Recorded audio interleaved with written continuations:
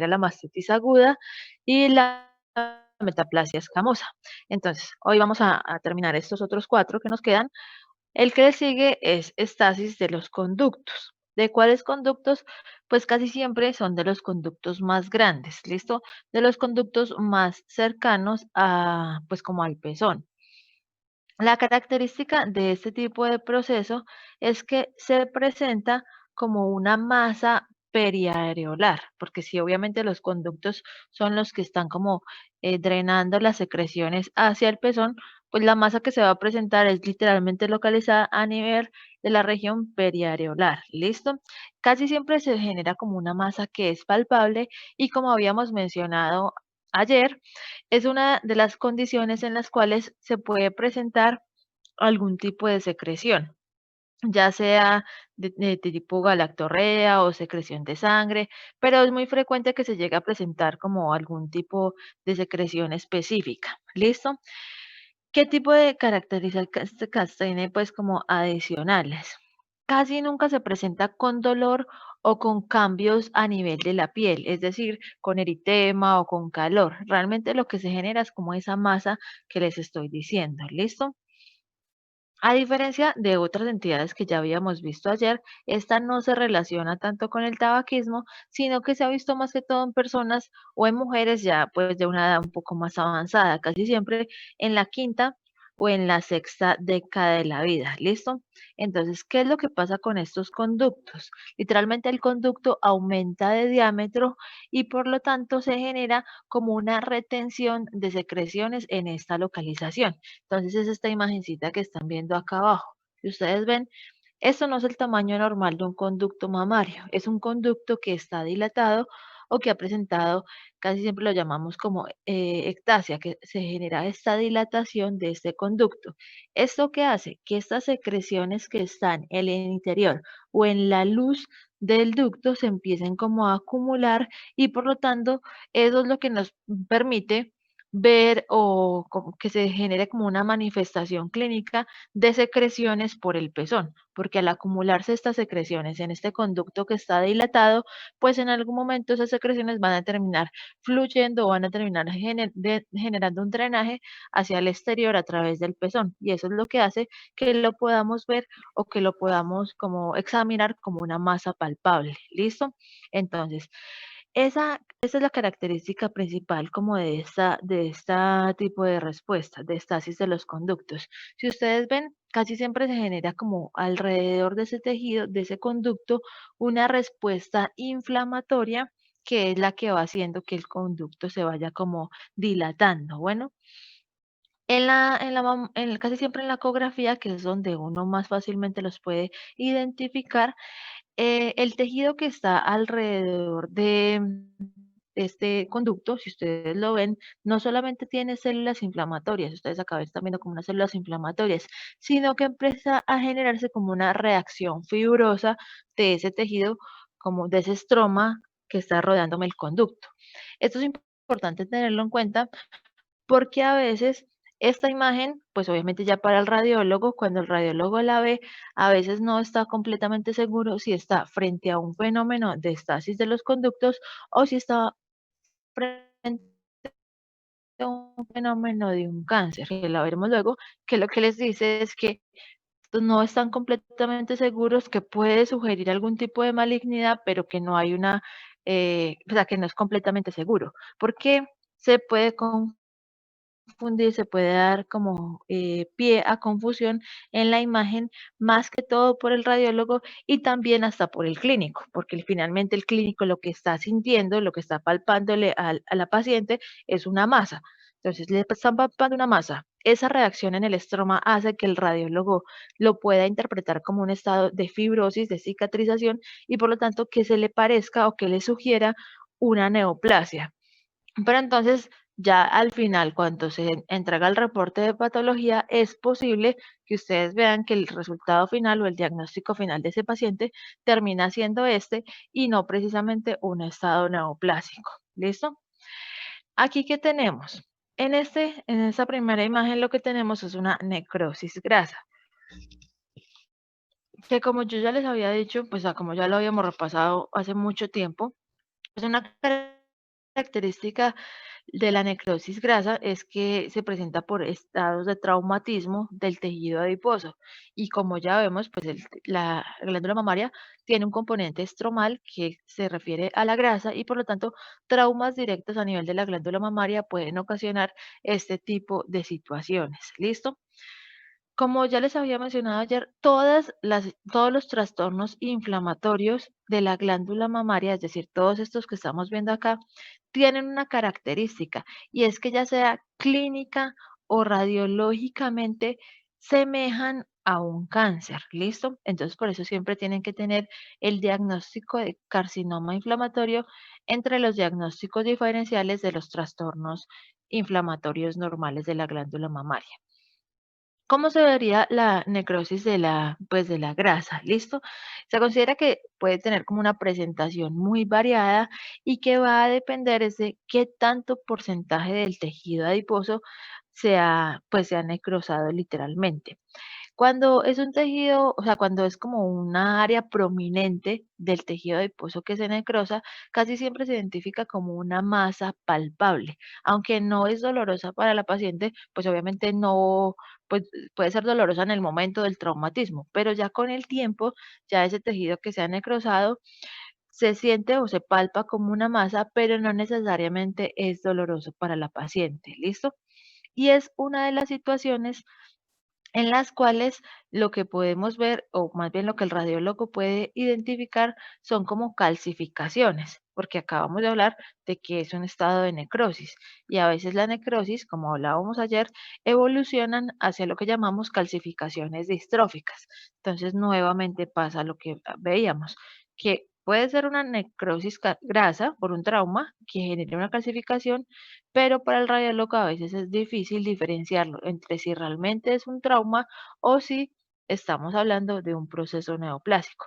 Por eso todas estas entidades casi siempre terminan es con una biopsia, para que en la biopsia se determine realmente cuál es el proceso que se está llevando a cabo en la paciente. Cuando tenemos pues el antecedente de traumatismo en esa área y ya luego ustedes palpan la masa y se ve una masa en las imágenes radiológicas con calcificaciones, pues hay más tranquilidad. Pero en caso de que de pronto el antecedente no sea claro, en esos casos sí es necesario realizar la biopsia del paciente. Y lo que se ve es esto. Esto que están viendo acá es un tejido, es una necrosis grasa que me está generando una reacción tipo cuerpo extraño porque hay células inflamatorias tratando de rodear o de contener este tejido adiposo que se ha necrosado. ¿Listo? Ahora, otra entidad del mismo grupo de trastornos inflamatorios que tenemos en la glándula mamaria es esta que vemos en todo el centro. Y esa es la que conocemos como la mastopatía linfocítica. ¿Listo? También se le conoce como lobulitis linfocítica esclerosante. ¿Por qué? Pues porque va dirigida directamente por los lóbulos, ¿listo? No va por los conductos, no. Él ya va directamente es por los lobulillos y tiene la característica de que la célula que está implicada en ese tipo de respuesta o en ese tipo de lesión o de agresión son los linfocitos. ¿Listo? ¿Qué- Nuevamente, ¿sí? ¿Podrías repetir cuál es el otro nombre de la mastopatía linfocítica? Lobulitis linfocítica esclerosante. ¿Listo? Entonces, o sea, o sea, todos estos tienen la misma como connotación y es que casi siempre se identifican como masas palpables.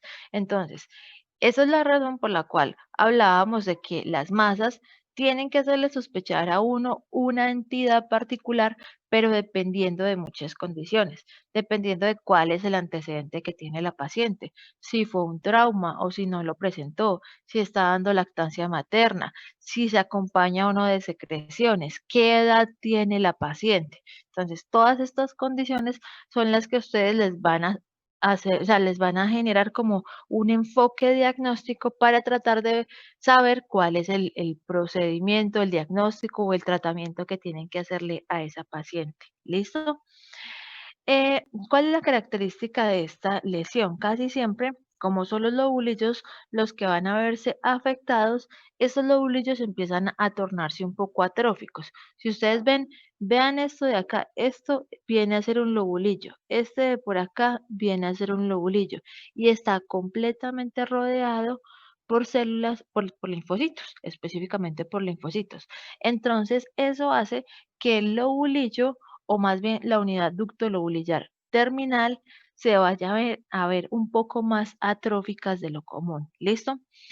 Una característica es que este tipo de patologías se ha visto con mucha mayor frecuencia en las pacientes que tienen estados de autoinmunidad, ya sea tipo diabetes tipo 1 o ya sea una enfermedad tiroidea autoinmune, pero casi siempre se considera que la mastopatía linfocítica se asocia a un estado de autoinmunidad que obviamente se refleja pues en otro órgano, pero en la mama se reflejaría como una mastopatía linfocítica. ¿Listo?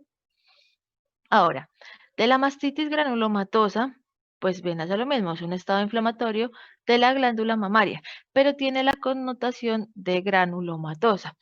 Y ustedes recuerdan que las enfermedades que se consideran, o más bien la respuesta inflamatoria que se considera granulomatosa, pues en ciertas ocasiones está asociada con enfermedades tipo tuberculosis. Entonces, casi siempre a estos pacientes, cuando en una biopsia a nosotros nos arroja que está formando granulomas, que es como un área que se está conteniendo por células inflamatorias, que está siendo rodeada por células inflamatorias, casi siempre uno le coloca como el comentario de que a ese tipo de pacientes sería bueno hacerle pruebas adicionales para descartarles que no esté presentando como un proceso infeccioso adicional de cualquier tipo de las entidades asociadas con inflamación crónica granulomatosa.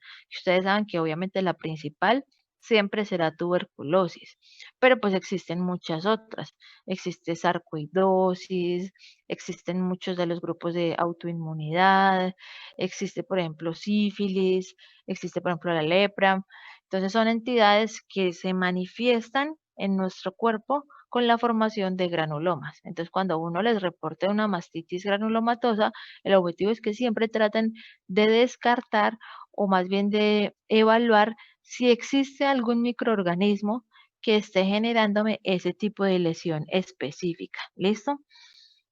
Entonces, estas vendrían a ser como el grupo de todas las que son inflamatorias. Estas 6 que tenemos acá, cada una con sus propias características. Pero de las cosas más importantes es que todas se asocian, o por lo menos que uno siempre debería tener en cuenta el diagnóstico de carcinoma de mama inflamatorio.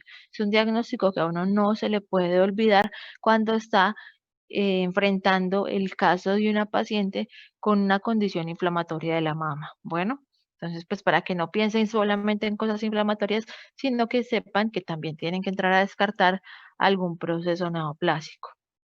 Entonces, ya tenemos las del trastorno del desarrollo y tenemos el grupo de las inflamatorias.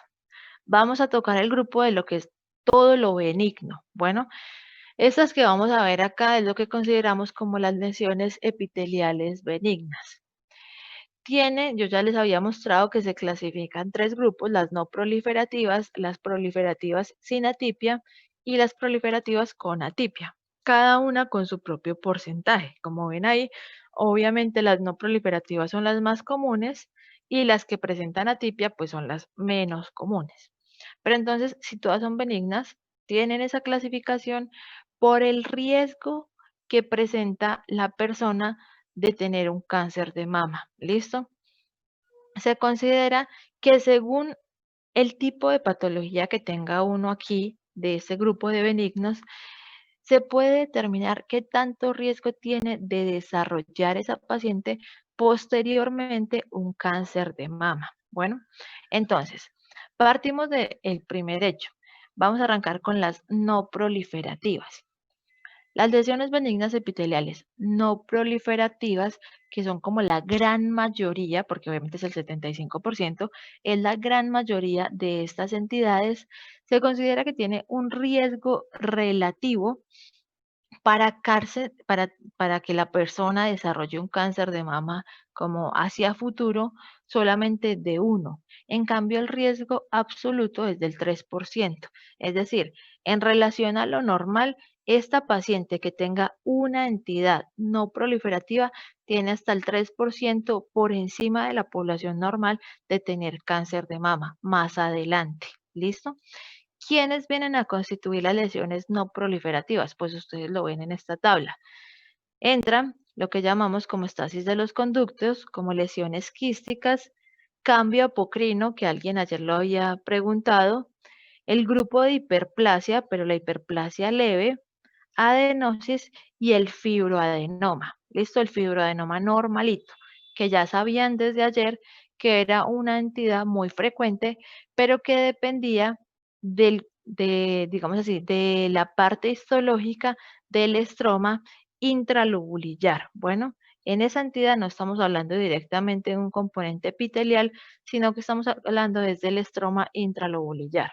Entonces, estas que están acá son las que se agrupan como lesiones no proliferativas. ¿Quiénes son las lesiones proliferativas sin atipia? Están acá en este recuadro. Es lo que conocemos como la hiperplasia, pero ya no la leve, sino la moderada o la florida, adenosis, pero ya no la adenosis normalita, sino literalmente la adenosis esclerosante, todo el grupo de papilomas, todo el grupo de lesiones esclerosantes y el fibroadenoma, que también lo teníamos acá, pero aquí cuando ya es un fibroadenoma complejo. Bueno, entonces, ¿qué implicación tiene esto? Miren el riesgo relativo y el riesgo absoluto para posteriormente tener cáncer de mama. Es decir, si a mí me dicen, por ejemplo, me detectan una lesión y en el reporte de patología me dicen que tengo una hiperplasia moderada, eso quiere decir que yo, por encima de la población normal, tengo un 5 a 7% de probabilidad hacia futuro de tener cáncer de mama. ¿Listo? Que por el solo hecho de tener una de estas lesiones, voy a tener un mayor riesgo que las personas o que las mujeres que no tienen estas lesiones para cáncer de mama. Bueno, aún sabiendo que es una lesión benigna. Ahora miremos el grupo de las proliferativas con atipia. Obviamente, por tener atipia, son las menos frecuentes. ¿Quiénes vienen a ser? Las vamos a mencionar luego. Hiperplasia ductal atípica e hiperplasia lobulillar atípica. Son las dos entidades que, si ustedes ven, por acá había una hiperplasia, pero era leve. Acá estaba la hiperplasia, pero moderada o florida. Y acá está la hiperplasia, pero ya con atipia. Entonces, cuando uno en un reporte de patología, pues obviamente el patólogo le puso ahí que la lesión era consistente con una hiperplasia ductal atípica. Sí, por clasificación uno asume que es una lesión benigna, pero obviamente ustedes como los clínicos, que son los que están frente al paciente, lo que tienen que asumir es que esa paciente miren hasta dónde se le subió el riesgo absoluto de tener cáncer de mama en un futuro, no en ese mismo momento, sino hacia futuro. El solo hecho de haber tenido una de estas dos lesiones ya implica que tiene por encima de la población normal entre un 13 a un 17% más de probabilidad de tener cáncer de mama a futuro que una persona que no haya tenido ninguna de estas lesiones. ¿Listo? Entonces, pues para que lo tengan en cuenta. Por eso depende de la clasificación y por eso es que es importante que ustedes sepan que a pesar de que todas entran como el grupo de las benignas, eh, tienen que tener en cuenta que cada una tiene un mayor o un menor riesgo de que esa paciente a futuro desarrolle cáncer. ¿Eso qué implicación tiene? Tiene la implicación de que no solamente son lesiones benignas, sino que entre más riesgo tenga de cáncer, pues más seguimiento tengo que hacerle a esa paciente. No es que si me dijeron hiperplasia ductal atípica, entonces yo la manejo y ya la dejo libre. No, yo la manejo, pero le hago seguimiento, porque sé que ella tiene hasta un 17% de probabilidades por encima de la población normal de que en algún momento me desarrolle cáncer de mama. ¿Listo? Ahora, estas son las tres benignas que son las que tenemos acá arriba. Acá en este grupo, en este cuadrito, les mencionan lo que llamábamos carcinoma in situ, lo que se denomina carcinoma in situ. que lo veremos ahorita, pero sí, el carcinoma in situ tiene la connotación de que todavía no se ha extendido por los tejidos, ¿listo? De que todavía ese mioepitelio, que ayer ya lo mencionábamos, está íntegro.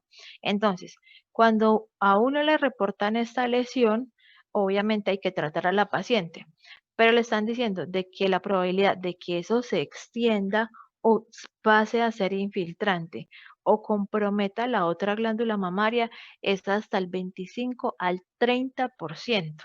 O sea, con solo que me digan esto, quieren decirme que yo tengo hasta una probabilidad del 30% de que en algún momento voy a hacer lesión infiltrante o lesión en la otra glándula mamaria. ¿Listo?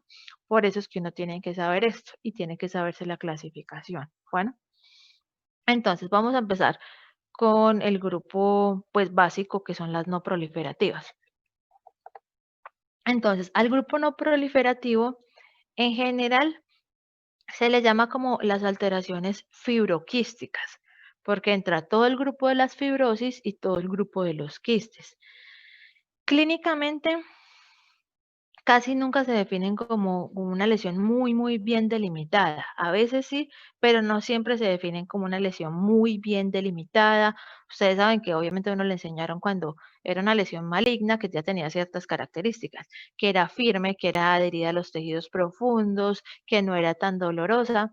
Esta tiene otras connotaciones, porque obviamente está en el grupo benigna, pero no está en el grupo, pero está en el grupo benigna y entre las benignas, pues son las mejores. Bueno, casi siempre se detectan en forma de quistes, en forma de fibrosis o en forma de adenosis. Estos son las tres entidades más frecuentes. ¿En quién encuentra uno esto frecuentemente? En las mujeres muy jóvenes.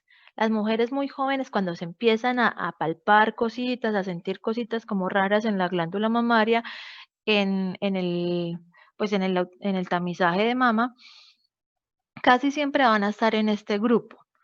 ¿Por qué? Porque si recordamos, este grupo tenía lo que llamábamos atrás como fibroadenomas, que es la entidad más frecuente benigna de la glándula mamaria. ¿Listo?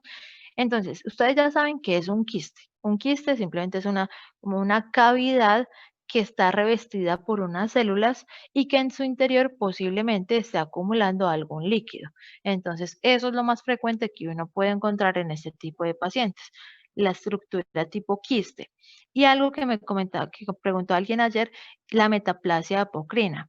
Es diferente a la anterior porque la anterior era una metaplasia de tejido de células escamosas. Esta la llamamos una metaplasia de células apocrinas y es la que ustedes están viendo acá abajo. Estas celulitas que ven como intensamente rosadas es a lo que nosotros nos referimos como células apocrinas, ¿listo? Son células que característicamente tienen como muchas mitocondrias y eso es lo que les da ese aspecto como tan eosinofílico o tan rosadito intenso, ¿listo? Ustedes ven esto aquí en esta esquinita están viendo un quiste porque este no es el tamaño normal de un conducto. Ustedes ven que eso está completamente dilatado. Este por acá, aquí abajito en esta esquinita, de pronto es un conducto normal. Esto es un conducto un poco más dilatado, pero ya esto es un quiste. Es un conducto completamente dilatado.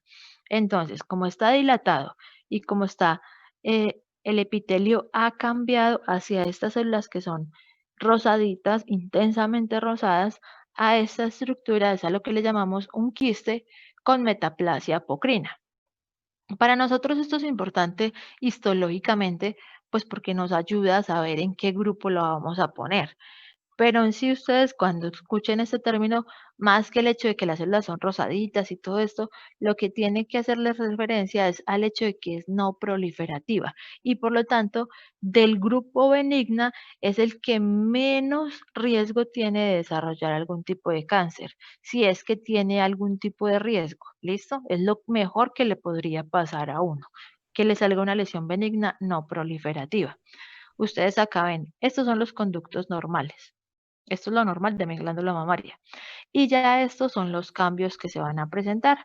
Ven acá los quistes, lo que llamamos pues como lactasia. ven algo de revestimiento, de cambio del tipo de células, que vendría a ser esta metaplasia apocrina. Adenosis hace referencia a que aparecen como más glándulas. Si estas eran las glandulitas normales, pues en ese tejido que está haciendo adenosis empiezan a aparecer muchas más glandulitas, pero siguen teniendo las mismas características normales que ya habíamos hablado. ¿Listo? Por eso entra en este grupo no proliferativo.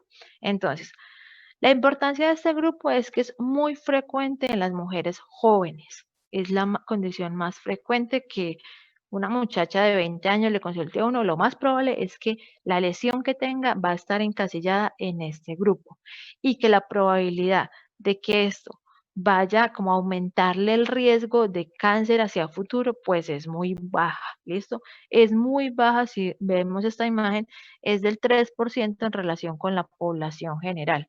Entonces es muy, muy baja, pero pues igual es bueno tenerlo en cuenta y tratársela. Esas son las no proliferativas. Ahora entremos con las proliferativas. Las proliferativas pues se definen como atípicas o como sin atipia. Las que no tienen atipia, para nosotros atipia significa que las células o el tejido está muy cambiado en relación a lo normal, ¿listo? Que si las células eran de unas características específicas, esas células se están viendo muy modificadas o como muy anormales en relación al patrón de normalidad que nosotros manejamos en histología. Entonces, cuando nosotros vemos que una célula está como muy rarita, como muy cambiada, o que la arquitectura de un tejido está muy cambiado, a eso es a lo que nosotros le llamamos atípico.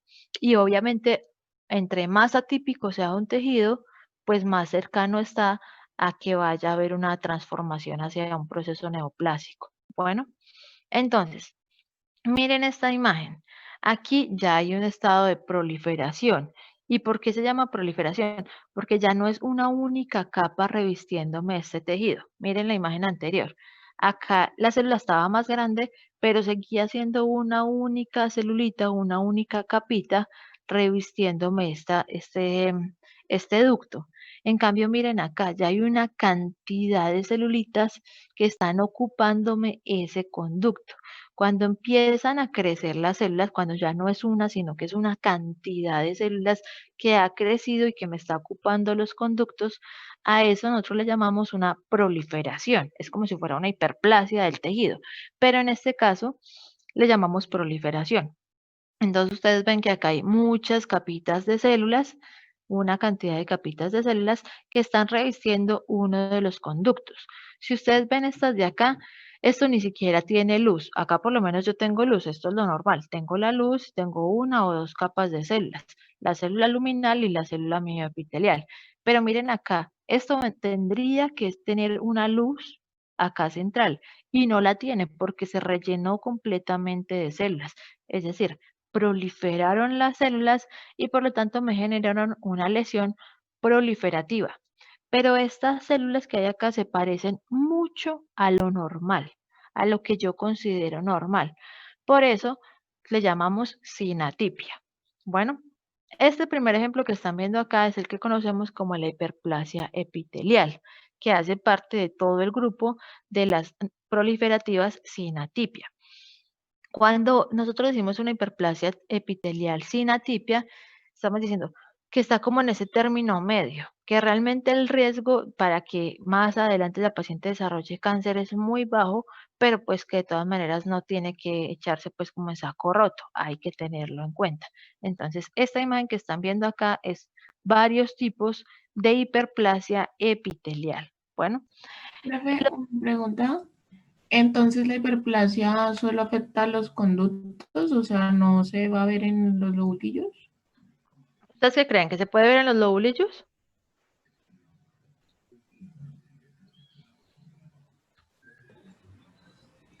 Miren esto acá. No, porque sería en los epitelios, ¿no? En los ductos. Yo digo que sí, porque todas están formadas de la misma célula, ¿no? Lo último que acaba de decir la compañera tiene toda la razón. O sea, donde haya células hay probabilidad de proliferación celular, por un lado. Y por otro lado, si ya acabamos de ver esta diapositiva, miren lo que constituía la enfermedad proliferativa con atipia, hiperplasia ductal e hiperplasia lobulillar. ¿Qué quiere decir eso? Que cualquier parte, ya sea el ducto o ya sea el lobulillo, se puede ver afectado por estas entidades, ¿listo? La hiperplasia puede ser o ductal o puede ser lobulillar y puede ser con atipia o puede ser sin atipia. Entonces, este ejemplo que está acá, casi siempre, o sea, lo más frecuente que tenemos es lo que llamamos la hiperplasia ductal, tanto para las cosas benignas como también las neoplasias ductales para lo maligno. Pero eso no implica que el compromiso del lobulillo no se pueda dar. Si ustedes repasaron lo que hablamos ayer, cuando mencionábamos en una imagen como según cada una de las estructuras cuál era la lesión más frecuente, decíamos que en cuál de las estructuras de la glándula mamaria se daba el cáncer. En la unidad funcional, ¿no?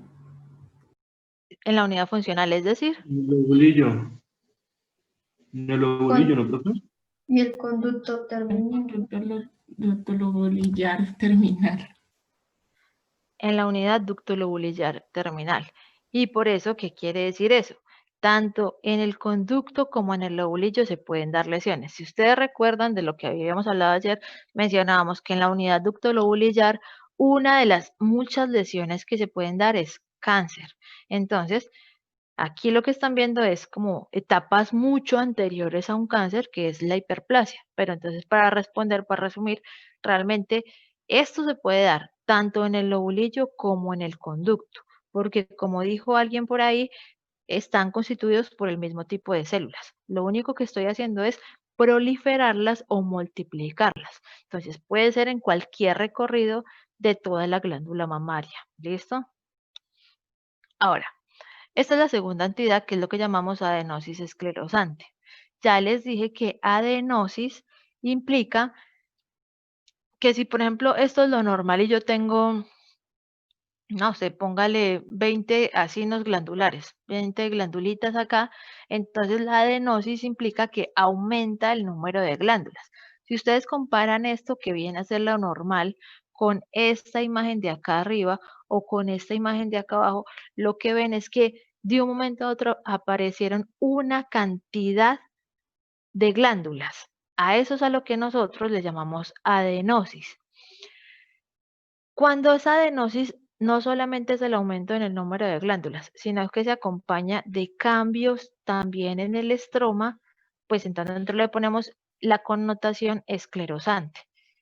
Pero realmente para ustedes, ¿qué es lo importante? Que si les dicen en algún informe de patología adenosis esclerosante, les están tratando de decir que es una entidad que aunque es benigna, ya salió del grupo de las no proliferativas y entró al grupo de las proliferativas sin atipia, implicando que esa paciente tiene un riesgo absoluto de llegar a tener cáncer de mama que logra hasta el 7%. Aunque sigue siendo relativamente bajo, pues yo no quisiera tener un 7% por encima de la población normal de mayor probabilidad de tener cáncer de mama hacia futuro. Entonces, eso es lo que tienen que tener en cuenta con todo el grupo de las proliferativas sin atipia, que le están o sea, que le están aumentando la probabilidad a la paciente de que en un futuro tenga cáncer de mama. Bueno, estas son las dos últimas del grupo sin atipia. Lesión esclerosante compleja, pues volvemos a lo mismo. Esclerosante, para nosotros, para los patólogos, se refiere a cómo está funcionando el estroma. Si ustedes ven, esto no es una glándula mamaria normal. O sea, si ya hemos visto muchas glándulas mamarias normales en la clase pasada, pues acá uno ve esto y uno como que nota que algo pasó, que se perdió como la arquitectura, que esto como que no está tan bonito como yo quisiera. A esta lesión, por ciertas características histológicas, nosotros la llamamos una lesión esclerosante compleja. Pero para ustedes, ¿qué implica? Que está en el grupo proliferativa sin atipia, representando un 7% por encima de la población normal para cáncer de mama. Y el último de este grupo sin atipia es lo que llamamos como papilomas. que igual ayer en esta entidad sí quedamos en que los papilomas sí se dan es en el conducto. Esta entidad sí no se da en el lobulillo, sino que se da en el conducto. Y tenemos los papilomas de los conductos pequeñitos y los papilomas pues de los conductos grandes. ¿Y qué es un papiloma? Es como cuando una paciente normal tiene virus de papiloma humano, que se ve como una proliferación, como una verruga, como unas proyecciones. Pues es eso mismo, pero en el interior de un ducto. Obviamente no se asocia con virus de papiloma humano, no se les vaya a ocurrir eso, no. Pero es simplemente una estructura que forma como unos deditos, como unas prolongaciones que está ocupándome un conducto de grande o de pequeño tamaño. A esa estructura nosotros la llamamos papiloma. Casi siempre, ¿cómo se identifica? Ya ayer lo vimos, con secreción por el pezón. Esta es de las entidades que más frecuentemente me genera secreción por el pezón, ya sea sangrados o ya sea secreción de material seroso o cetrino. Bueno, pero nuevamente, para ustedes, que signifique proliferación sin atipia. Benigno, pero sin atipia. Ahora, dejemos quieticas las sin atipia. Entremos a las con atipia. Las con atipia solamente son dos. Y son estas dos que están viendo. Por eso les recalcaba. Se pueden dar en cualquier parte. Se pueden dar en el ducto, entonces las llamamos hiperplasia ductal con atipia, o se pueden dar en el lobulillo y se llama hiperplasia lobulillar con atipia. Bueno, ¿por qué? Porque, como dijeron, están constituidas por las mismas células. Entonces, pues, donde sea que empiecen a proliferar, uno simplemente les pone el nombre. ¿Qué es importante de esta entidad? Pues supuestamente según lo que nos acabaron de explicar, como dice que es con atipia, entonces eso quiere decir que las células se diferencian mucho de un estado normal. Pero si ustedes ven realmente estas imágenes es, por ejemplo, esa que acabamos de ver y esto es supuestamente una hiperplasia sin atipia. Y si uno la mira y mira estas otras, pues así como que uno diga, uy, qué bruto, qué diferencia, si se nota pues como a kilómetros, no, no se nota tanta diferencia. Entonces, casi que uno como patólogo tiene que llenarse de muchas herramientas, de muchos argumentos para poder poner este nombre. ¿Qué implicación tiene esto, muchachos? Que nosotros a veces vemos los tejidos, pero a veces ni siquiera nosotros viendo las células podemos tener como un concepto claro de hacia qué grupo ponerlo.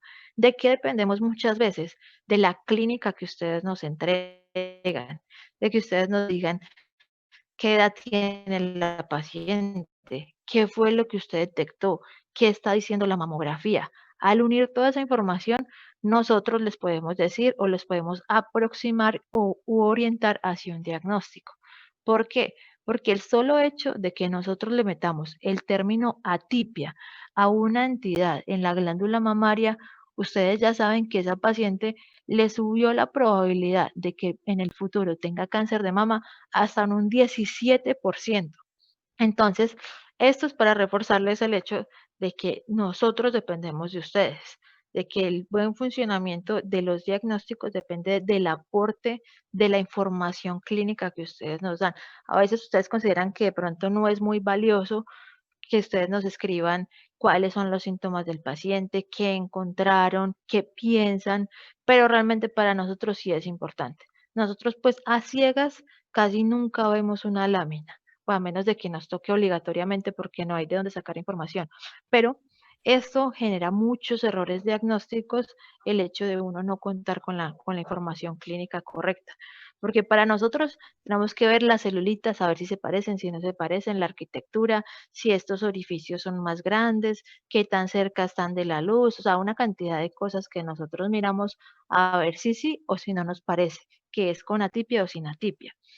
Pero entonces, pues dependemos de ustedes. Ustedes por ahora realmente lo que tienen que aprender no es cómo hacemos nosotros el diagnóstico, es qué implicación tiene para usted y para su paciente el diagnóstico que nosotros le pongamos hacia el futuro o hacia la evolución de esa paciente. Y obviamente aportarnos el máximo de información que ustedes puedan. Bueno, ahora, esta frase. Sí, oigo.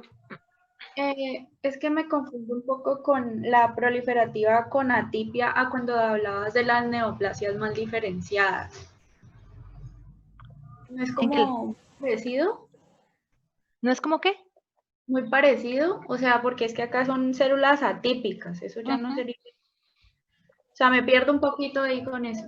No, o sea, ni siquiera se estrese por eso, porque es que realmente para nosotros es difícil. O sea, para nosotros histológicamente es una de las situaciones más complicadas. Lo que menos le gusta a los patólogos es glándula mamaria, porque es una situación en la que se da como pie a muchas confusiones, porque literalmente en cualquier órgano, cuando nosotros reportamos una atipia, estamos hablando de que la célula se ve rarita, o sea, de que está como muy rara en relación a lo normal. Pero es lo que les digo, a nosotros obviamente nos obligan a ponerle un diagnóstico de si es con atipia o si es sin atipia. Y la atipia es como que es diferente a lo normal, pero no es tan diferente como para cruzar el rango de cáncer. O sea, literalmente es como que uno queda ahí en un estado de o me tiro hasta cáncer o más bien no me tiro tanto y me quedo aquí quietecito. Entonces, ténganlo en cuenta. Para nosotros, mama es uno de los órganos más difíciles que tenemos para hacer diagnóstico. Entonces, no se preocupe por eso, que es como un estado intermedio. Cuando nosotros decimos atipia es raro, pero no tanto como para yo garantizarle que tiene cáncer. Pero no es tan normal como para darle la tranquilidad de que se lo voy a poner sin atipia. Es como si fuera un gris. No es blanco, pero no es negro, es como que hay, como que más o menos sí, como que más o menos no. Ese es el problema de la mama y de próstata. Son los dos órganos que tienen mayor complicación en el diagnóstico patológico. Se agruparon así como proliferativa, con o sin atipia, para tratar de orientarlos un poco más a ustedes, para que ustedes como que no tengan que empezar a enredarse con tantos nombres.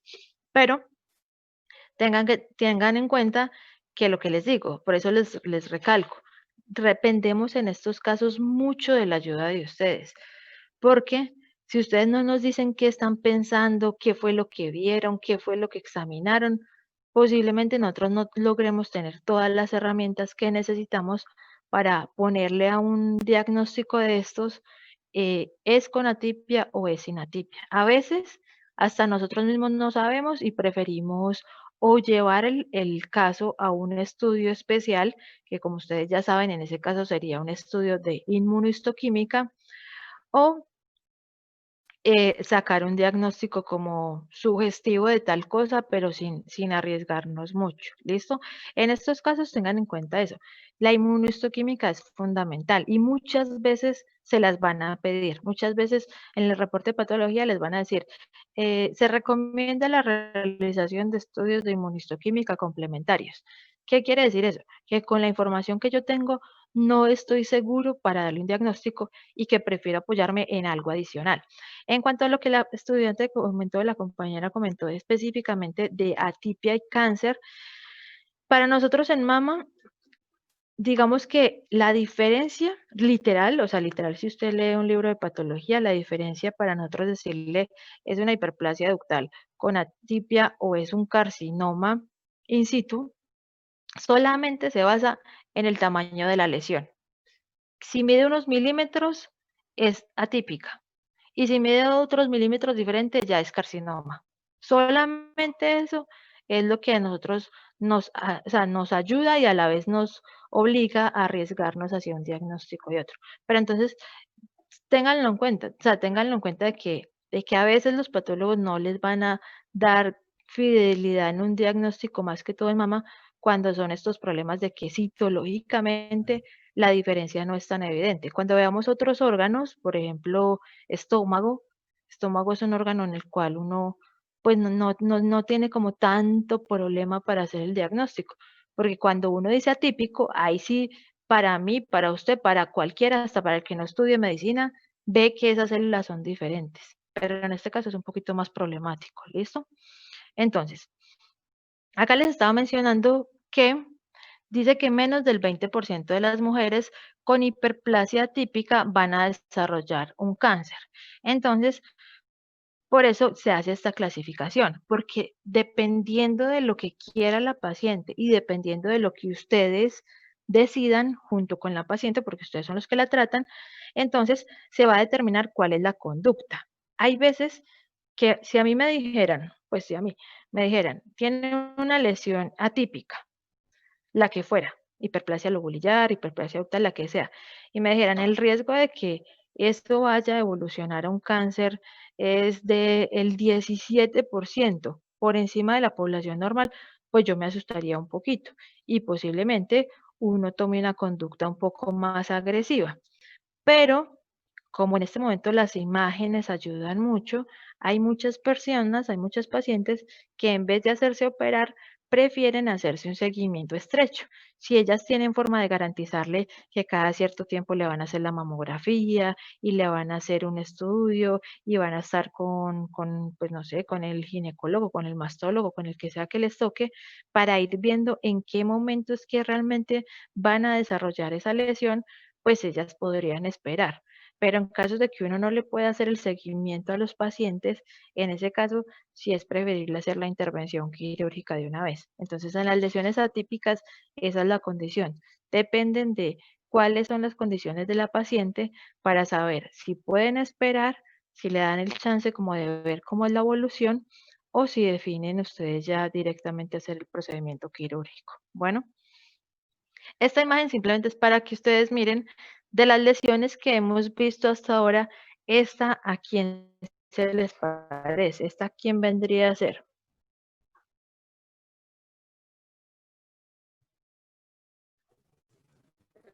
Es papiloma.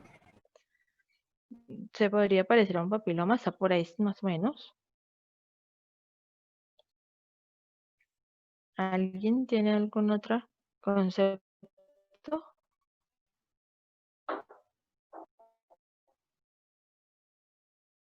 Esta imagen que están viendo es una estasis de los ductos.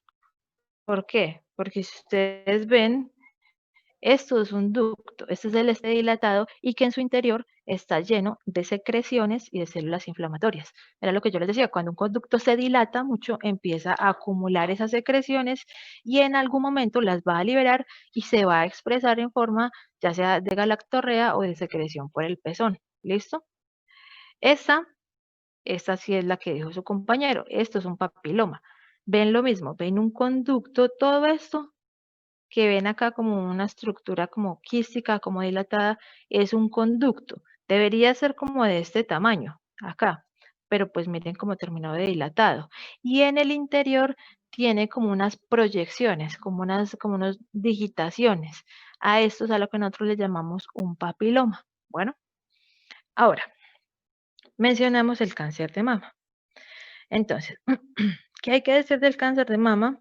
Pues que es una de las entidades más frecuentes que tenemos, que aunque supuestamente el diagnóstico debería ser muy fácil, porque se considera que es una de los pocos órganos que es accesible al tamizaje, al examen. A uno en el estómago le tienen que hacer endoscopia para que por fin le diagnostiquen algo. Pero es que la glándula mamaria está ahí palpable para cualquiera. Aún así, pues es un órgano en el cual vemos muy frecuentemente lesiones y casi siempre que las vemos en estadios ya muy avanzados. ¿Listo? Lo que están viendo son simplemente algunas de las manifestaciones. Ya obviamente estos son estadios muy avanzados de cáncer de mama. Acá lo que están viendo es la retracción del pezón y la retracción de la piel. En esta lo que están viendo ya es una masa pues que casi que comprometió por lo menos 2 cuadrantes de la glándula mamaria. Y cuando le hacen el procedimiento quirúrgico a la paciente, que es lo que a nosotros nos llega, nosotros vemos esto. Cuando nosotros vemos esta área que ustedes la ven un poquito como más nacarada, esto cuando uno la toca es muy firme, es muy duro. Y eso nos hace saber a nosotros que aquí es donde está contenida la lesión. El resto que ven como más, como un naranja, como un amarillo, es obviamente el tejido adiposo. ¿Listo? Entonces, ¿qué hay que conocer de la glándula mamaria, del cáncer de mama? Hay que conocer, pues, que lo que les pregunté ahorita, ¿dónde se da el cáncer de glándula mamaria? Pues las estructuras que lo pueden llegar a originar son las unidad ducto lobulillar y por eso consideramos que tenemos lo que llamamos el grupo de células ductales y de células lobulillares, y por eso a un tipo de cáncer lo llamamos ductal y a otro lo llamamos lobulillar. Bueno, pero eso depende anatómicamente de la arquitectura, pues de cómo estaba constituida la glándula mamaria. ¿Qué es lo importante? Independiente de que sea ductal o lobulillar, el cáncer de mama puede ser in situ o puede ser infiltrante. Ayer ya lo habíamos mencionado, in situ tiene la connotación de que lo que llamamos como mioepitelio y junto al mioepitelio la membrana basal están conservadas. Bueno, es decir, eso no se ha salido del conducto o del lobulillo. Si ustedes ven esta imagen, miremos por ejemplo esta primera. Acá ustedes ven un conducto normal que tiene un solo como revestimiento de células luminales, tiene su respectiva membrana con células mioepiteliales y tiene la luz. Miren el de acá abajo. Empezó a proliferar las células, a rellenarse esto de células. Las células supuestamente tienen que ser extremadamente atípicas, pero pues como ya les comenté, estos criterios son un poco ambiguos. Entonces, realmente lo que se ve es que se rellena esto de células que deben ser neoplásicas, pero si ustedes ven, todavía yo veo un conducto, todavía está como contenido o rodeado por algo. A esta lesión se le llama in situ.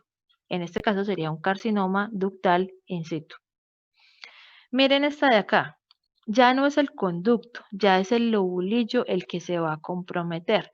Entonces, esto es lo normal, que tiene sus espacios, tiene sus células que lo revisten y tiene la luz, pero esto es que proliferaron todas esas células y ocuparon todo el lobulillo. Pero aún sigue contenido. Ustedes ven que la forma de esto, no miren las células, miren la forma de esto y la forma de esto es igual. Eso quiere decir que aún esto está contenido, ya sea por el mioepitelio o por esa membrana basal, y por lo tanto a esta estructura la llamamos carcinoma lobulillar in situ. ¿Cuándo lo llamo infiltrante? Cuando supera la membrana basal o cuando supera el mioepitelio, ¿listo? En ese momento ya la situación se ha complicado un poco más. ¿Por qué? Pues ahorita les voy a mostrar por qué. Ahora, empecemos por lo primero que tiene que saber uno de cáncer de mama, y es los factores de riesgo que hay para cáncer de mama. Ya habíamos hablado de uno que era fundamental y era si uno tenía como una lesión previa. Si uno, por ejemplo, tiene una hiperplasia ductal con atipia, ustedes ya saben que eso le aumenta a uno el riesgo casi hasta el 17% para tener cáncer de mama. Entonces, ese tipo de lesión, ¿de qué se considera? ¿Como modificable o como no modificable? ¿Ustedes qué creen? ¿No modificable? Exactamente, es no modificable. Es no modificable porque, pues, ¿y quién puede hacer que a uno no le salga eso? Yo quisiera que nunca me saliera, pero pues como no, o sea, no puedo hacer nada al respecto, a veces me puede llegar a salir o a veces no, entonces se considera que es un factor de riesgo no modificable. No modificable es eso, que pues que finalmente yo no puedo intervenir para evitar que me pase. En cambio, los modificables son los que yo sí puedo intervenir para evitar ese mayor riesgo hacia cáncer de mama. Entonces, uno de los factores no modificables más importantes es si usted ha tenido una lesión que esté en ese grupo de proliferativas con atipia. Ya lo acabamos de ver. Si tiene una lesión de esas, pues ya de por sí tiene un factor de riesgo no modificable para cáncer de mama. ¿Qué otro tipo de factor de riesgo conocen no modificable? Empecemos con los no modificables. Para cáncer de mama. Hay muchos. La herencia. La herencia, claramente. Es diferente si en mi familia yo no tengo antecedentes de cáncer de mama. O sea, cuando uno hace una historia clínica, uno no investiga ciertas cosas como por chismosearle la vida al paciente, no, porque uno tiene que valorar qué riesgo tiene. Si a mí una señora llega y me dice, o una muchacha, pongámosle una muchacha de 45 años, bueno, una señora de 45 años, llega y me consulta y yo le palpo una masa en la glándula mamaria, yo digo, tiene una masa. ¿qué probabilidad tiene de cáncer de mama esta señora? Le empiezo a preguntar y me dice, no, es que mi mamá murió de cáncer de mama y mi hermana está en quimioterapia por cáncer de mama. O sea, literalmente yo digo, sí, o sea, la probabilidad es toda. ¿Por qué? Porque esa señora por herencia tiene factores de riesgo no modificables para cáncer de mama. ¿Listo? ¿Quién más? Otro factor de riesgo. ¿La edad? La edad, sí, claramente la edad. Entre ¿La más, metástasis? ¿cómo? ¿La metástasis de otro cáncer? Primero hablemos de la edad. La edad sí es claramente un factor de riesgo para cáncer de mama, lo que hablábamos la vez pasada. Si a mí me sale un nódulo y, bueno, a mí no, si a alguien le sale un nódulo y, por ejemplo, consulta y tiene 20 años, solamente hablemos de la edad, no pensemos en el resto de condiciones, solo la edad. ¿Qué probabilidad tiene uno a los 20 años de tener un cáncer de mama? Poca. Exactamente, son pocas, es muy bajito ese riesgo. Pero en cambio, si me llega la señora de 50, 60 años y de un momento a otro que con una masa en la mama, ¿qué probabilidad tiene cáncer de mama? Mucho. Entonces, la edad es un factor no modificable. A mayor edad se considera que es mayor el factor de riesgo para tener cáncer de mama. ¿Listo? ¿Qué otra cosa? Alguien decía metástasis. No sé de pronto cómo funcione en ese caso la metástasis. ¿Qué sí podríamos tener? Tratamiento. Sí, claro, tiene toda la razón. A los hombres también les da cáncer de mama. Obviamente es menos frecuente que a un hombre le vaya a dar cáncer de mama, pero eso no implica que si un hombre les llega a ustedes con una lesión en la mama, con un nódulo, ustedes se vayan a poner a pensar por allá en un tumor de músculo. No, piensen también que tiene glándula mamaria y puede tener cáncer. Obviamente, si es mujer, tiene mayor factor y es un factor de riesgo no modificable. ¿Qué otra cosa? Profe, te quería hacer una pregunta con respecto a eso. Sí, Digamos que uno decida no ser mamá. sí. ¿Eso puede ser un factor de riesgo no modificable? Espérate, sí, claro. O sea, es un factor de riesgo, pero ¿sería no modificable o modificable? Profe, para mí debe Modificable. ser modificable. Modificable, ¿no? Sería modificable, porque, o sea, si usted quisiera ya luego tener hijos, pues eso le bajaría el riesgo. O sea, los no modificables son cosas que realmente, por ejemplo, bueno, sí, obviamente ese ejemplo es complicado, pero pongámoslo en contexto normal. Si yo nací mujer, ya por el hecho de haber nacido mujer, pues tengo mayor factor de riesgo que si hubiese nacido hombre. Y pues no pensemos en cirugías ni nada, pensemos en qué probabilidad tengo yo de modificar el hecho de que haya nacido mujer. Pues no, o sea, no puedo. Entonces, por eso es un factor de riesgo no modificable. La lactancia materna o el hecho de tener hijos. Ya habíamos quedado en que si uno tenía hijos y les daba lactancia materna, eso me baja el riesgo. Por lo tanto, pues lo contrario me aumenta el riesgo de cáncer de mama. Es decir, si yo soy mamá, si yo soy mujer y no tengo hijos, pues tengo factor de riesgo. O sea, si yo no quisiera tener hijos en toda mi vida, ese hecho de no haber tenido hijos me aumenta el riesgo para cáncer de mama, porque ya veíamos que con la lactancia se recambian las células de la glándula, pero es un factor modificable, porque si yo quisiera, pues podría modificarlo, pero obviamente no quiero, pero sí lo podría modificar. ¿Qué otra condición, ya sea modificable o no modificable? Una Creo pregunta. que pero seguiría siendo modificable ya una señora de 48 años, no sé, y que no haya tenido hijos. O sea, lo que tienen que entender es que no depende como del momento en la vida, depende de que se podía o no se podía modificar. Pues obviamente, por ejemplo, si a los 60 años ya yo no tuve hijos, ya no los tuve.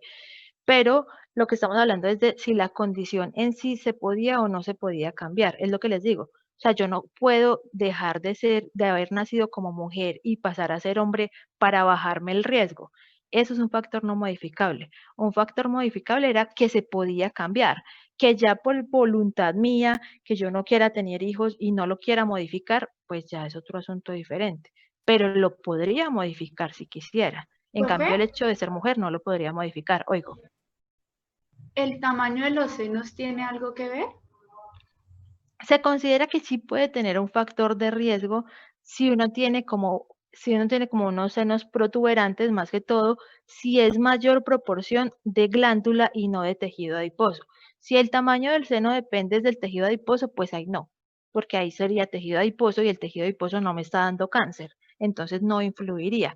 Pero si la glándula contiene, o sea, si pues la glándula mamaria contiene muchos conductos, muchos lobulillos, obviamente tengo como más tejido para poder generar un cáncer de mama. Entonces dependería de cuál es la composición de la glándula. Por eso sería un no modificable. Sería un no modificable, porque como hace uno pues para nacer con menos tejido mamario. Ah, no se puede. Entonces, por ejemplo, una mujer estéril también sería un no modificable. Sería un no modificable. Sí, sería un no modificable. O sea, si es estéril, sí sería un factor no modificable. ¿Qué otro factor? Hablando Profe, de esa parte de esterilidad y ¿y eso. las mujeres que se ponen implantes, ese sería un factor? No, esa pregunta ya la respondí ayer. El implante de mama no se asocia con mayor riesgo de cáncer de glándula mamaria. Se asocia y solamente las prótesis PIP con aumento del riesgo de linfoma de glándula mamaria. Y ustedes saben que los linfomas son diferentes al cáncer de glándula mamaria. ¿Listo? Entonces, si estamos hablando de cáncer, que ustedes saben que cáncer se refiere a las neoplasias epiteliales, no. Tener o no tener prótesis no le afecta a usted para tener un mayor o menor riesgo de cáncer de mama. Pero si tiene prótesis PIP, sí puede desarrollar, o por lo menos se sabía en su momento que podía desarrollar linfomas. ¿Listo? ¿Quién Profe, una más? pregunta. ¿La etnia también puede contar o por igual da? La etnia sí cuenta. Se considera que las personas o las mujeres que son de raza negra tienen mayor predisposición a sufrir cáncer de mama que las mujeres de raza blanca. Pues no hay como un estudio para uno saber por qué fue, pero casi siempre se considera que es que tienen mayor predisposición a hacer mutaciones asociadas con cáncer de mama. Pero sí, la raza sí influye y es un factor no modificable. ¿Tiene nada que ver? ¿La qué? ¿Las hormonas no tendrían nada que ver? Claramente, estoy esperando es que me hablen de las hormonas, estoy esperando a que me digan esos, por eso no he pasado la diapositiva. ¿Cómo influirían las hormonas?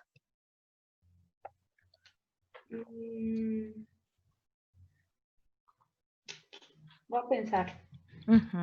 Pues, profe, yo creo que entonces si hay una sobreestimulación, una sobre hipersecreción de prolactina, entonces me podría llegar a provocar un factor de riesgo para cáncer debido pues a un agrandamiento de los lobulillos. Podría ser, aunque también tenemos que tener en cuenta que la prolactina lo que ayudaba era que la glándula mamaria produzca leche y al producir leche se da el recambio y esa es la razón por la cual si yo no quedé en embarazo, si yo no doy lactancia materna, no tengo esa estimulación por prolactina y eso me afecta, es decir, me aumenta el riesgo para cáncer de mama. En cambio, si yo ¿Sería tuviera por un los bebé, estrógenos? sí, exactamente, sería por los estrógenos. Más que por la prolactina, sería por los estrógenos. ¿Y cómo funcionaría? Pues yo tengo entendido que los estrógenos es factor protector. Entonces, digamos, cuando están disminuidos, ¿no sería allí, por ejemplo, la menopausia o no? Digamos O sea, que ese concepto hay que cambiarlo. Es al contrario. La exposición a estrógenos aumenta el factor de riesgo para cáncer de mama. El hecho de que uno tenga mucho tiempo estimulación por estrógenos me aumenta el riesgo para cáncer de mama. Piensen en lo que hablábamos ayer de la señora que estaba en embarazo. La señora que está en embarazo, obviamente en su momento del embarazo, pues tiene una sobrecarga hormonal de estrógenos, pero ya luego viene una sobrecarga hormonal, ¿es de qué? De prolactina y de oxitocina y empiezan a caer las cargas hormonales de estrógeno. Entonces, el hecho de que esa mujer en embarazo en algún momento de su vida tiene una caída en la carga hormonal de estrógenos y de progesterona, la convierte en un factor protector. Entonces piensen, si los estrógenos son factor de riesgo para cáncer de mama, ¿qué situación me generaría aumento de la probabilidad de tener cáncer de mama? pues ahí ya serían los modificables como los anticonceptivos. El uso de anticonceptivos, exactamente. Entonces, ¿el uso de anticonceptivos qué vendría a ser? ¿Protector o no? No protector. Protector, aumentaría el factor de riesgo. En ese caso aumentaría el factor de riesgo, exactamente. Aunque se considera pues que la probabilidad de que le aumente a uno el factor de riesgo es baja, porque si no ninguno de nosotros tomaría anticonceptivos, sería aterrador, pero se considera que por sobrecarga hormonal sí podría aumentarme el factor de riesgo, pero ustedes saben que la carga hormonal de estrógenos que tienen los anticonceptivos no es muy alta. Entonces, por eso no lo aumentan tanto, pero sí lo podrían aumentar. Pero entonces, ¿quién? Una pregunta. Sí. Con respecto a los anticonceptivos, ¿es real que tienen menor aumento de factores de riesgo de todo tipo los que son combinados a los que son de un solo, como una sola hormona, algo así?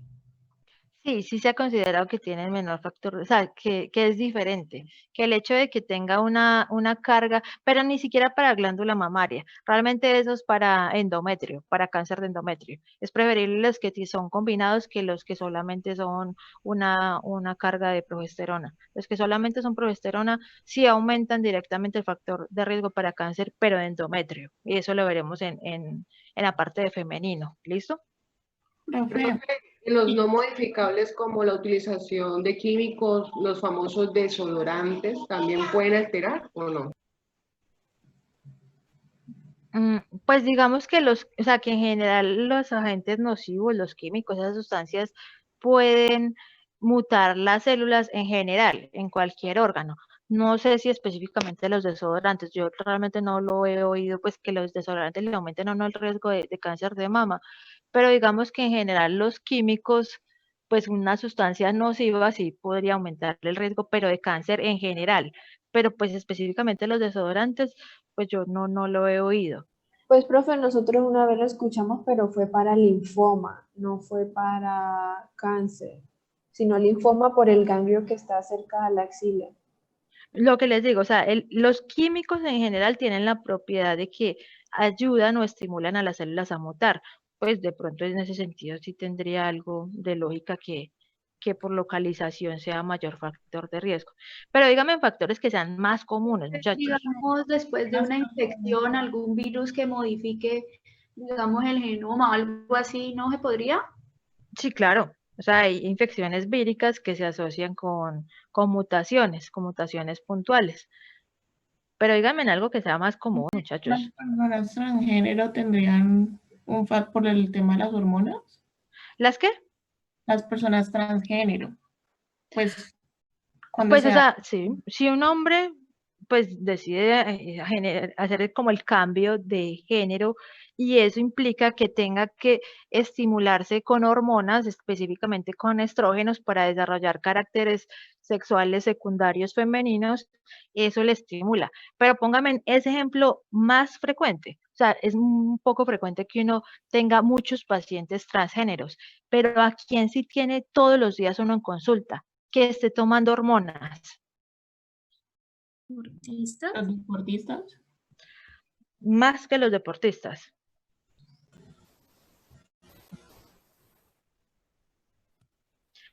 Más que las que planifican. Las que planifican la carga hormonal es muy baja, la del anticonceptivo.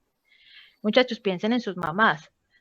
Sus mamás no les ha dado la menopausia y empiezan a tener calor y sofoco y todas esas cosas. ¿Qué le pone uno para calmarle eso a una mujer? Le pone estrógenos, terapia hormonal de reemplazo. Porque a las mujeres les llega la menopausia y empiezan a tener esos sofocos y esos calores, porque cae la carga hormonal normal, cae la liberación de hormonas y por lo tanto les da ese tipo de fogajes. ¿Qué hace uno cuando la señora dice que no se los aguanta, que se está enloqueciendo, que no duerme? Pues le da terapia de reemplazo hormonal. Problema de la terapia de reemplazo hormonal, le está poniendo hormonas, es decir, está aumentando la carga hormonal en esa paciente y por lo tanto eso se considera que puede ser un factor de riesgo para cáncer de mama, ¿listo? Cuando a una señora le llega a uno con una atrofia vaginal, con infecciones, una señora de 70 años con atrofia vaginal porque ya está en menopausia, ¿qué hace uno? Pues le pone estrógenos locales, le pone una crema con estrógenos para tratar obviamente de estimular que ese tejido deje de ser tan atrófico y empiece a generar algo de secreción para que no le den infecciones urinarias y para que no le dé todo eso. Problema, uno tiene que medir qué tanto tiempo le da esa terapia hormonal adicional. ¿Por qué? Porque si ustedes saben que la glándula mamaria es hormonodependiente y ustedes le están metiendo una sobrecarga hormonal a esa paciente, pues la están aumentando el factor de riesgo para cáncer de mama. Eso sí es más frecuente que uno lo vea en la vida real. ¿Quién más? ¿Para qué le pregunta uno a una persona a qué edad le llegó la menstruación o a qué edad le llegó la menopausia? Eso a uno, ¿para qué le importaría como factor de riesgo de cáncer de mama? Saber desde qué edad está expuesta a los estrógenos, ¿no diría? Exactamente, esa es la respuesta. Uno necesita saber si la persona me dice, no, es que a mí me llegó la menstruación a los 10 años. Entonces yo digo, Dios mío, le llegó a los 10 años, tiene 40 años, lleva 30 años expuesta a carga hormonal. Ella tiene más factores de riesgo que una muchacha que le haya llegado la menstruación a los 14, 15 años. Y si la señora me dice, no, lo que pasa es que yo tengo menopausia precoz, a mí me llegó la menopausia a los 40 años. Entonces yo digo, le cayó rápido la carga hormonal y tiene menos probabilidad de cáncer de mama. Obviamente, le favorece mama, pero le afecta a otros órganos, que los veremos luego. Pero como estamos hablando de mama, en cambio si me dice la señora, no, yo tengo 60 años y yo todavía tengo el periodo normal. Yo digo, pero ¿cuántos años llega de sobrecarga hormonal esta señora? Entonces, esas sí son cosas que se encuentra uno al día a día y por eso uno les pregunta. O sea, uno no le pregunta por qué, pues como porque sí. Uno le pregunta porque todo eso le va dando indicio de qué carga hormonal tiene la señora y por lo tanto qué tanto riesgo tiene para cáncer de mama. ¿Listo? Entonces, ¿qué estamos viendo en esta imagen? Estamos viendo, así se verían diferentes lesiones. Desde lo normal, esta es una glándula mamaria, es un acino, un lóbulo normal, hasta cuando es una lesión infiltrante. Partimos de que este es lo normal. Esta viene a ser la lesión proliferativa, pero sin atipia, que tiene un riesgo del 3-7%. Esta de acá, que si ustedes la ven, esta contra esta, uno dice, pero esto no es que sea muy diferente. Pero pues por eso les digo que es bien difícil el diagnóstico de mama. Esta viene a ser una lesión proliferativa con atipia, que ya el solo hecho de cambiar de aquí a aquí, la subió al 17% de probabilidad de cáncer de mama. Pasé de aquí a quién? Al carcinoma in situ, que esta lesión ya le subió ¿a cuánto? A 30% la probabilidad de cáncer de mama infiltrante. Y este que es el final, pues el cáncer de mama infiltrante. ¿Listo? Entonces, digamos que no es necesariamente la evolución, pero partimos de lo normal. Tenemos la hiperplasia sin atipia, la hiperplasia con atipia, cada uno es como una escalera de que va siendo más agresivo, hasta el último punto, pues que ya lo peor sería que le dijeran a uno carcinoma invasivo o carcinoma infiltrante. Pues, o sea, de ahí lo peor que le podrían decir a uno es que ya le hizo metástasis. Bueno, es decir, que ya se fue para otro órgano. Pero en la mama, este es el orden, o esta es como la secuencia, pues como de pasitos, según qué tan agresiva pueda llegar a ser la lesión. Y aquí la ven histológicamente, pero acá se las muestran como gráficamente. La célula, el ducto normal, que tiene un solo tipo de célula, la célula luminal y alrededor la mioepitelial, esto es lo normal. Ya cuando hace hiperplasia es porque esas células empezaron como a proliferar o a crecer, pero acá sigue siendo sin atipia. La conatipia, pues que es como bien difícil histológicamente diferenciarla, pero bueno, se llama conatipia. El in situ, que nuevamente es difícil, pero bueno, es in situ. Y aquí ya rompió esa membrana. Lo que quiero que vean en esta imagen es esta membrana como rojita que rodea el ducto. Aquí está bien, aquí está bien, aquí está bien. Aún en el carcinoma in situ está bien. Se rompió y ya tengo invasión. Se rompe esa membrana o se rompe el mioepitelio y ya estoy hablando de otro evento totalmente diferente, que es la lesión infiltrante o invasiva, pues que obviamente es la más agresiva que tenemos. Es lo peor que me podría llegar a pasar. En mama, claramente. Entonces, Profe, una pregunta. oigo. Para que se dé el cáncer de mama, ¿tiene que pasar por todos los eventos? No necesariamente. se considera que, o sea, no es como una secuencia de pasos. No es que yo primero tenga la hiperplasia sin atipia y que esta llega ya luego a ser atípica y que esta, no. Son lesiones diferentes. Casi siempre la típica es la que pensamos que sí puede ser como la que está antes del carcinoma in situ, pero ellas pueden surgir así como espontáneamente, como de nuevo. Lo que consideramos es que si uno tiene una de ellas, calcule qué tanto riesgo tiene para que, no para que esa misma lesión, sino para que en alguna otra parte de la glándula mamaria le aparezca cáncer de mama. Era lo que les decía. Por ejemplo, digamos que a alguien le diagnosticaron carcinoma, no, le diagnosticaron hiperplasia ductal atípica. Las opciones eran o se trata quirúrgicamente o se va de seguimiento continuo. Entonces, digamos que yo digo, no, qué cosa tan horrible, como es que tengo 17% de cáncer de mama, de riesgo, a mí, opéreme. Entonces, yo dejo que me operen, que me resequen esa lesión. Esa lesión, lo único que me estaba diciendo era, ojo, que puede desarrollar cáncer de mama. ¿Dónde? Pues en cualquier parte, ya sea en la otra glándula, ya sea en otro cuadrante de la misma glándula. Es decir, al retirar esa lesión, no es que ya desaparezca el riesgo. ¿Por qué? Porque esa lesión no es la precursora. Si fuera la precursora, pues claro, la sacamos y se acabó el problema. Pero esa lesión lo único que me está diciendo es, esta señora está haciendo como alteraciones genéticas, está haciendo como mutaciones raras, que en algún momento téngale cuidado porque le va a desarrollar en otro sitio un cáncer de mama, en otro sitio de la misma glándula o de la otra glándula. Entonces, no es como una secuencia de pasos, simplemente es como una advertencia de que se están presentando mutaciones en esa paciente que en algún momento la van a hacer presentarse en forma de cáncer de mama. ¿Listo? Ahora, en esta imagen tienen ya el comparativo entre el in situ y el infiltrante. Esto, los dos primeros son de un ductal y los dos segundos son de un carcinoma lobulillar. Ustedes tienen que saber que así se llaman, pues porque ya luego no les va a salir ductal y quedan perdidos o lobulillar. Ya saben que depende de la estructura anatómica que se está viendo afectada. Pero ¿qué es lo importante? El in situ,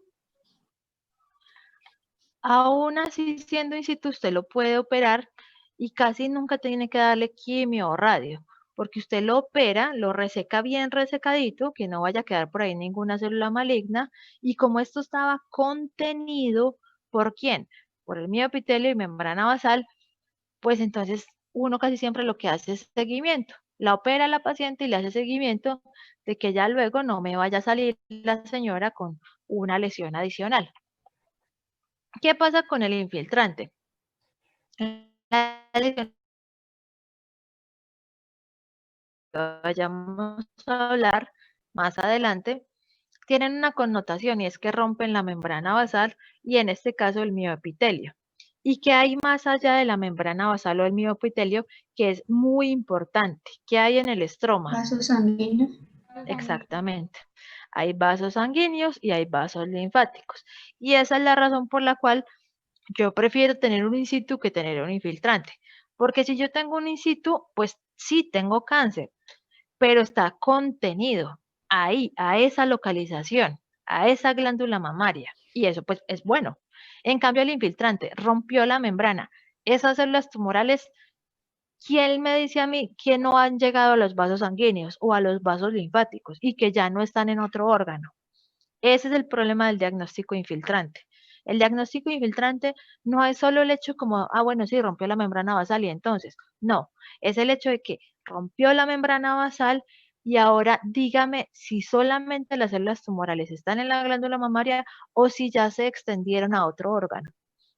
Por eso, según las características que uno reporta en los informes, el médico pues define si le hace cirugía, si amplía la cirugía, si le hace cirugía del otro lado, si le hace vaciamiento ganglionar, si le hace quimio, radio o todo lo que a él se le ocurra.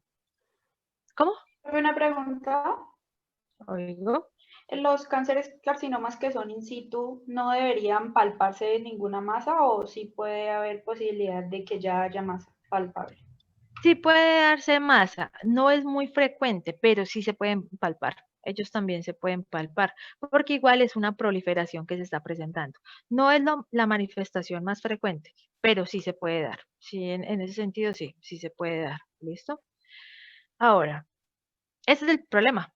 Aquí está toda la contraparte maligna de la mama, carcinomas, in situ o infiltrante.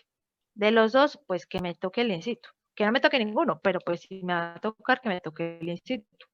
Si me toca el infiltrante, pues ojalá no me haya hecho metástasis ya. Ojalá no se haya extendido ni a los ganglios, ni al cerebro, ni a ningún otro órgano. Bueno, entonces, miremos el diagnóstico. Autoexamen, pues ustedes lo conocen mejor que nadie, todas las mujeres se lo hacen y obviamente uno también se lo hace a los pacientes. Ecografía. En la ecografía hay que ver unas características que yo ya les había mencionado que dependen como de la densidad del tejido y que dependen de la presencia o no de calcificaciones. Obviamente no soy yo el que les ve, el que les ve es el radiólogo, pero él me la reporta y con eso yo tengo como un margen para saber qué es lo que él está pensando. Literalmente esto funciona así. Ustedes sospechan algo y lo anotan y se lo pasan al radiólogo. Él sospecha algo y lo anota. Y entonces al patólogo, ¿qué le llega? Lo que todos ustedes sospechan. Y lo que uno hace es decir, sí señor, todos tienen razón, este es el diagnóstico. O uno dice, no, mira que como que no estamos cuadrando, hay que mirar a ver qué es lo que está pasando con esa señora porque no me cuadra lo que yo veo con lo que me dice el radiólogo o con lo que me dice el clínico. Bueno, la mamografía ya la vamos a ver, igual la biopsia y la inmunohistoquímica. Entonces el autoexamen ya lo conocen. En la ecografía, lo que les digo, ya es función del radiólogo decirle a uno qué es lo que él está viendo. Según las densidades y según las calcificaciones que él vea, pues él le dirá a uno qué tanta probabilidad o qué tan baja probabilidad hay de que la lesión sea benigna o sea maligna. Esta es la mamografía. ¿Y qué es importante de la mamografía?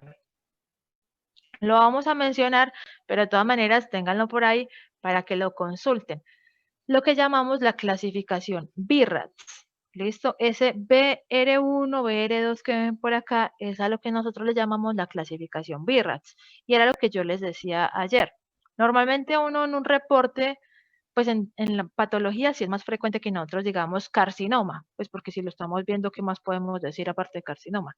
Pero el radiólogo, pues si ustedes han visto informes de una mamografía, él nunca le ponía a uno carcinoma, aunque él diga, esto estoy seguro, seguro, seguro.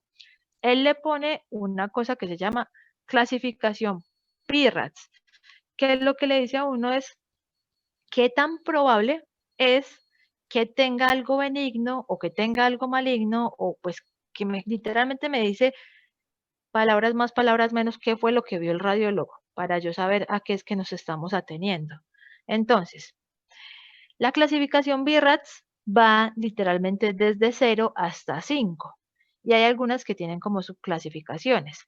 Normalmente la 0 le indica a uno pues que ese tejido fue insuficiente o que esa muestra, que con lo que él pudo evaluar pues realmente no está seguro de nada. Entonces es lo que llamamos clasificación 0, cuando es insuficiente el estudio. Casi siempre esas pacientes pues tienen que irse de un estudio adicional, como es ¿quién? La ecografía, en quien la mamografía sería insuficiente para hacer un diagnóstico, de lo que hablamos ayer. Las adolescentes. Exactamente.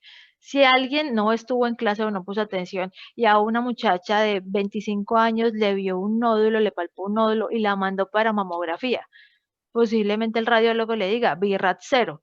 ¿Qué le está diciendo? Pues no tengo la menor idea. Las características de esa glándula mamaria no me permiten definir qué es lo que tiene. Hágale otro estudio diferente. ¿Qué estudio? Pues la ecografía. ¿Listo? BIRATS 1 significa para ellos y pues obviamente para todos nosotros que la glándula mamaria es normal. Es decir, que él no le vio nada, que hay que mirar por otro lado porque el radiólogo no le encontró nada a esa glándula mamaria, o por lo menos nada que le parezca como anormal, que todo lo que vio le pareció normalito. ¿Listo? BRAF 2. ¿Qué quiere decir BRAF? O sea, mire que acá no aparece nada, por eso es negativa. Aquí no se vio nada, pues entonces él dice BRAF 1. BRAF 2 quiere decir que él sí vio una lesión, pero que esa lesión le parece que por las características, ya sea de densidad o calcificación o lo que ellos evalúan en sus estudios, le parece que es benigna. Entonces, pues obviamente, si el radiólogo, si a mí me llega un informe de ustedes mandándome una biopsia y me dicen una mujer joven, con una lesión, que es dolorosa, con el periodo, que después del periodo ya no le duele, ya con eso yo voy haciéndome la idea de que va a ser algo benigno. Y si aparte de eso me llega el informe del radiólogo y dice BRAF 2, entonces yo digo, lo que yo tengo que ver es benigno sí o sí. Y si yo veo un cáncer, entonces yo me alarmo y empiezo a llamarlos a ustedes y les digo, venga, aquí algo no cuadra, porque el radiólogo me dice que es benigno, usted me dice clínicamente que es benigno y yo veo un cáncer. Algo está pasando en este caso, en esta paciente. Entonces el 2 significa eso. BRAF 2 significa que para el radiólogo, sea lo que sea que esté viendo, eso es benigno, ¿listo? Y por lo menos eso nos da tranquilidad a todos. El hecho de que sea benigno no quiere decir que obviamente no se deba hacer nada con ese paciente. Normalmente con las pacientes, cuando uno sabe que es una lesión benigna, pues normalmente debería tratar de hacerles algún tipo de control habitual, ya sea cada cierto tiempo, cada año, ya sea con autoexamen de mama o con ecografía, pues con algo para hacerle como un seguimiento, una guía para esa paciente. ¿Listo?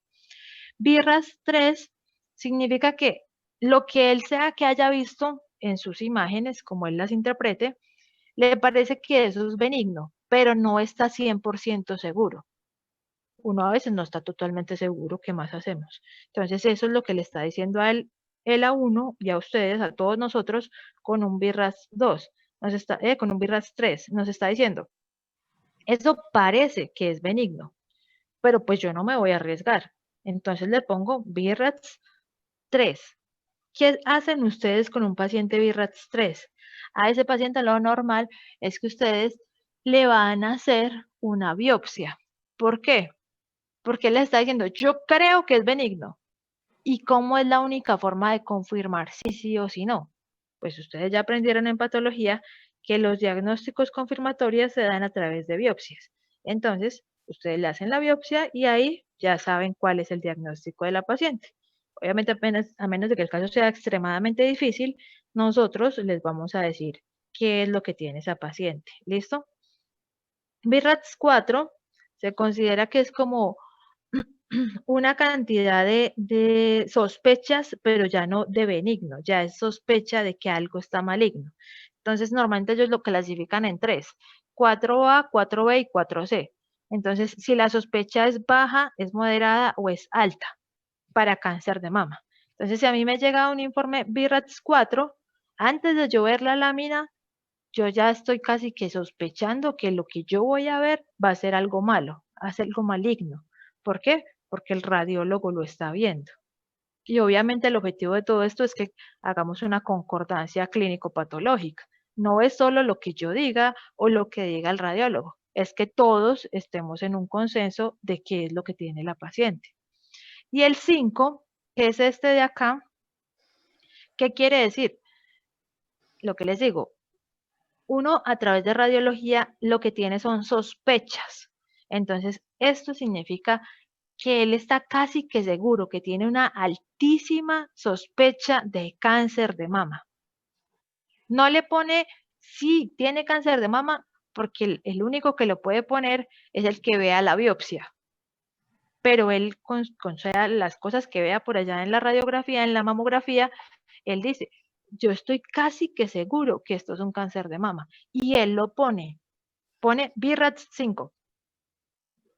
Entonces, cuando a ustedes les llegue la mamografía, ustedes no le pueden quedar como, ay, ¿esto qué significará? ¿Cómo que BRAF? ¿Y esto qué es lo que me está tratando de decir este señor? Ustedes tienen que saber que es como un lenguaje que estamos utilizando para tratar de dar una información de cuál es el riesgo o cuál es la probabilidad para tener o para no tener cáncer.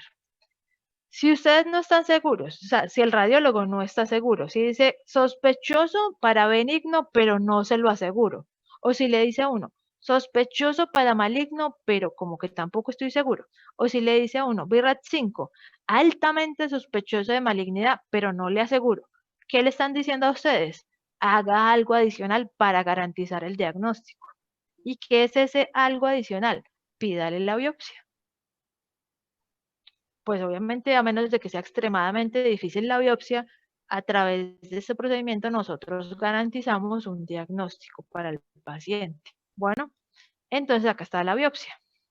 Existen muchos tipos de biopsia que dependen pues del tipo como de aparato que utilice uno. Casi siempre para mama se utiliza una que se llama aguja gruesa, porque nos permite sacar una muestra lo suficientemente grande de tejido, pues no es grande como una glándula, pero pues es un fragmentico de la glándula mamaria para nosotros poder evaluar bien los tejidos. ¿Por qué es tan importante todo esto? Porque, por ejemplo, pónganle, si el radiólogo dice PIRAS 2, entonces me está diciendo benigno.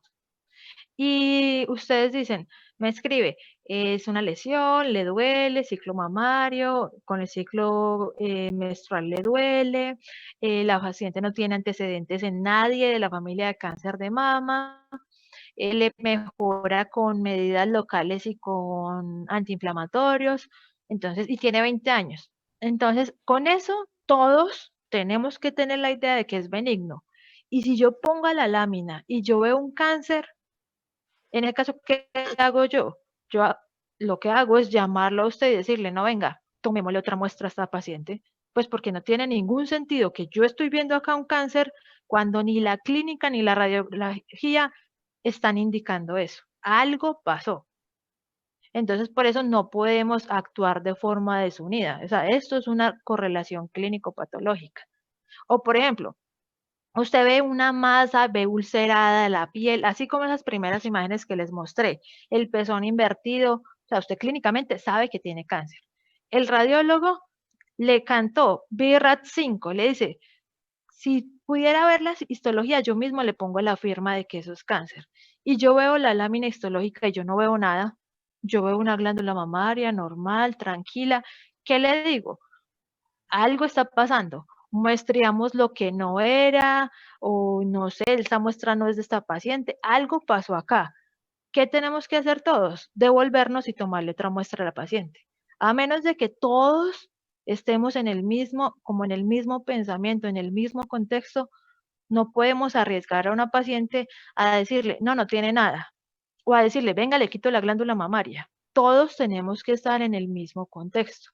Por eso es que nos apoyamos nosotros, nuestro fundamento son ustedes y los radiólogos. Nosotros realmente nuestra función es confirmar lo que usted está sospechando, ¿listo? Entonces, esa es la importancia de que todo esto se haga como una secuencia de eventos. Profe, una pregunta. ¿Sí? Cuando una mujer, por ejemplo, de 20 años tiene varios quistecitos en los senos, ¿hay posibilidad de que más adelante, pues cuando sea una mujer más adulta, esto le dé como un factor de riesgo para generar cáncer de mama? Era lo que les decía, o sea, depende de en qué grupo lo metió el que lo haya visto, el que lo haya clasificado. Si lo metió dentro del grupo benigno no proliferativo, que es donde casi siempre entran todas esas enfermedades como fibroquísticas de la glándula mamaria y más que todo de mujeres jóvenes, la probabilidad de que esto le aumente el riesgo es casi que ninguna, es muy, muy baja, es como del 1 al 2%, o sea, eso no es nada, porque casi que todas las mujeres tienen algún tipo de quistecito o algún tipo de lesión fibroquística. El problema realmente arranca es cuando ya entra en clasificación como lesión proliferativa, con o sin atipia. Pero si es del primer grupo, que era lo que llamábamos no proliferativas, la probabilidad es muy, muy baja. O sea, casi que se trata como una persona normal, como una persona que no tuviera ningún antecedente o ningún factor de riesgo. ¿Listo? Vale, profe, gracias. ¿Cómo? Gracias, profe. Listo. Entonces, ahora, miren esta imagen. Como ya les había mostrado por aquí, una de las cosas, pues ya tenemos la biopsia, la ecografía, todos somos como una simplemente somos como un eslabón en el diagnóstico de la paciente. Miren la inmunohistoquímica. ¿Quién la hace? Pues la hacemos nosotros, pero ¿para qué la hacemos? O sea, yo no necesariamente hago, en el caso de las pacientes, de las mujeres, inmunohistoquímica. Ustedes saben qué es inmunohistoquímica, que es una prueba diagnóstica que hacemos en patología, pero entonces no la hago como método diagnóstico, lo hago es como método de tratamiento. Obviamente partimos de la base de que los patólogos no tratamos a los pacientes, pero podemos ayudarles a ustedes a que sepan qué darle o qué no darle a un paciente. Algunos de ustedes querrán volverse más adelante oncólogos o mastólogos o ginecólogos, o sea, querrán ver esta parte pues de la glándula mamaria más enfocado. Hay algunos que no la querrán ver, entonces simplemente decidirán ser otra especialidad que nada tenga que ver con esto. Pero los que sí tengan que ver con esto, y finalmente hasta uno como médico general, si a mí me llega un reporte de inmunohistoquímica, yo no me puedo quedar como, ¿y qué fue lo que me estaban diciendo acá? ¿Y esto para qué era que servía? Uno tiene que saber por lo menos para qué sirve, o por lo menos a quién remitirle a esa paciente, a quién es el que le toca el siguiente paso. Entonces, en glándula mamaria, nosotros hacemos estudios de inmunohistoquímica que nos digan dos cosas, o bueno, realmente tres. Uno, si ese tumor, esas células tumorales o neoplásicas, son captadoras de receptores de estrógenos. Si esas células tienen receptores de progesterona o si esas células tienen una cosa que nosotros le llamamos ER2, ¿listo? Entonces, esos son los tres métodos, miren acá, el ER2, esos son los tres métodos que nosotros utilizamos en inmunohistoquímica. ¿Y por qué? Pues realmente a nosotros no es que nos digan mucho, pero al que va a tratar a la paciente sí le dicen mucho. ¿Por qué? Porque le dicen qué le puede ofrecer o qué no le puede ofrecer a una paciente.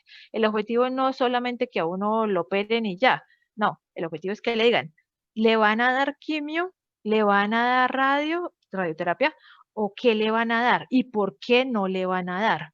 Entonces, se considera que molecularmente, es decir, a través de inmunohistoquímica, nosotros podemos determinar si hay o no hay ese tipo de sustancias en la superficie de las células tumorales, receptores de estrógenos, receptores de progesterona y ER2.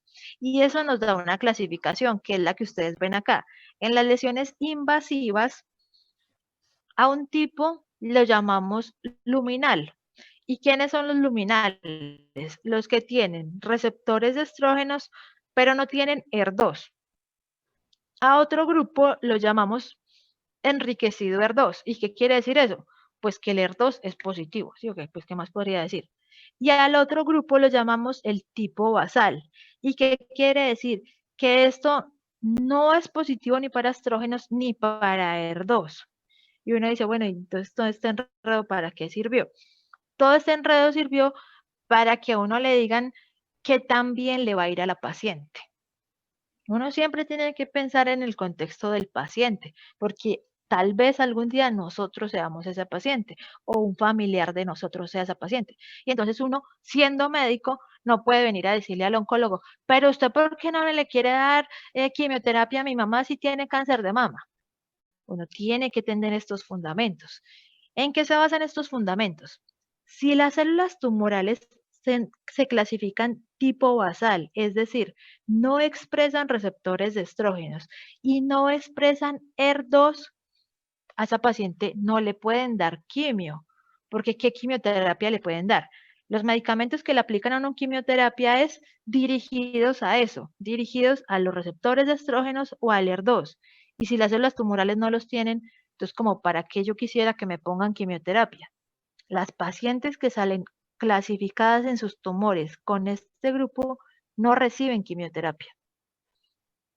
Y obviamente son las de peor pronóstico. A estas pacientes les va muy mal. Son las pacientes que rápidamente fallecen por cáncer de mama, porque lo único que le podemos ofrecer es la cirugía. Si yo le pudiera ofrecer la quimio sería genial, pero pues no se la puedo ofrecer porque sus células tumorales no quisieron marcar esto. El otro grupo, el enriquecido ER2, marca ER2. Y entonces resulta que pues obviamente los científicos, la gente que investiga mucho, descubrió que existen medicamentos que van dirigidos contra eso.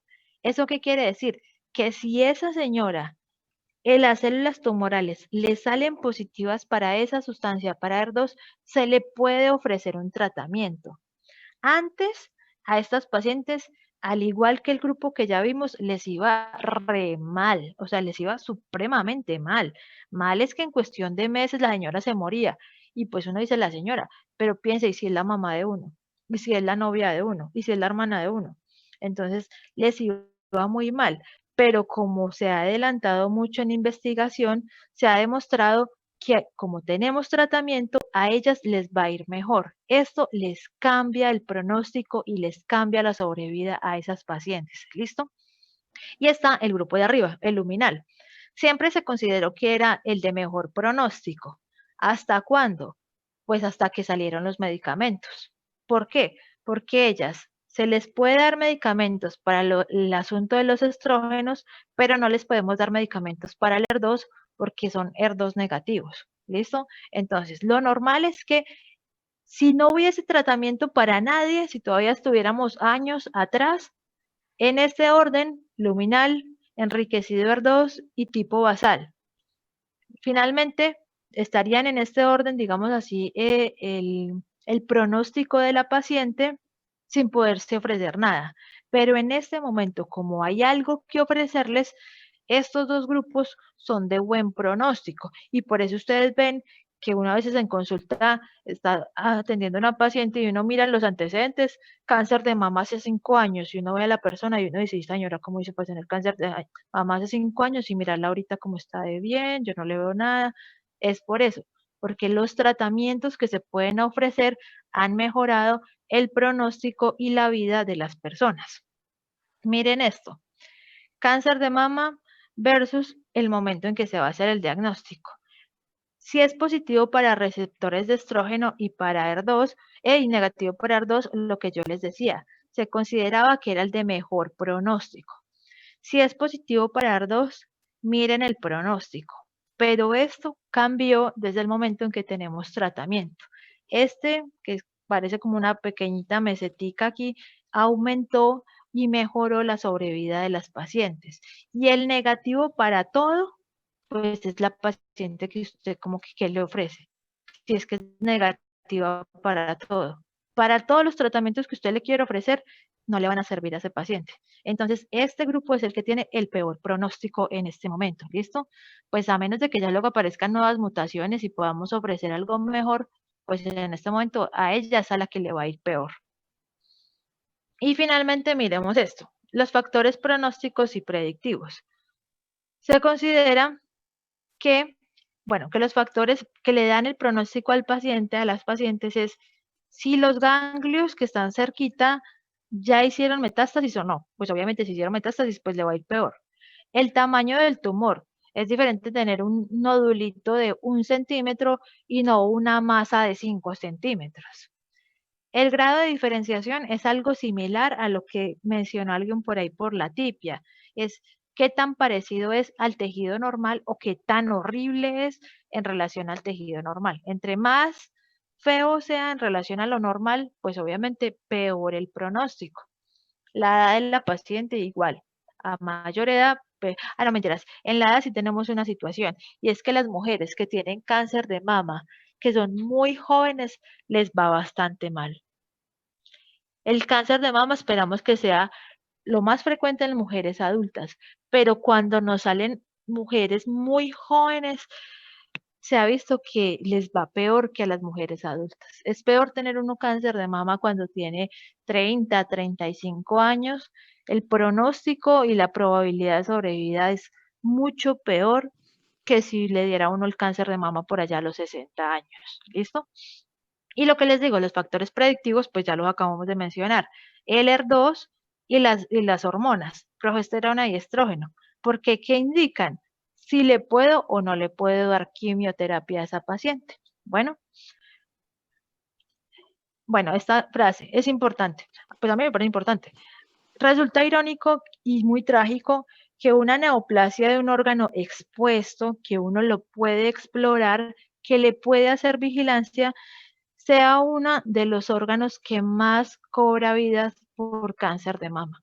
Es lo que les digo, es muy cruel tenerle que decir a una persona que tiene cáncer de mama en un estadio muy avanzado cuando partimos del hecho de que eso estaba ahí expuesto, de que lo que nos faltó fue examinar a la paciente, preguntarle si se hacía el tamizaje de mama, estar pendiente de si se hace la mamografía. Entonces es algo que todos sabemos que existe, pero posiblemente uno ni siquiera se haga el autoexamen de mama.